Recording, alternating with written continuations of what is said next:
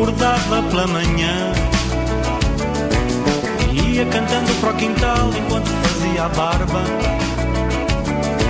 debaixo do caramanchão da buganvília, cor de violeta.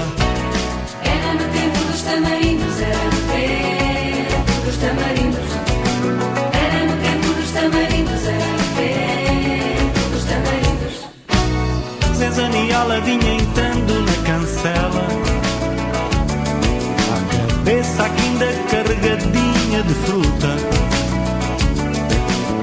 sempre cumprimentava a minha mãe. Sapere dona, minha mãe responde olá. Ela agachava no chão, destapava a quinda e sob as folhas frescas de mamoeiro mostrava papaias e pitangas saborosas. Às vezes trazia fruta pinha e sape-sape. Era sempre o mesmo diálogo, minha mãe xinga a mim.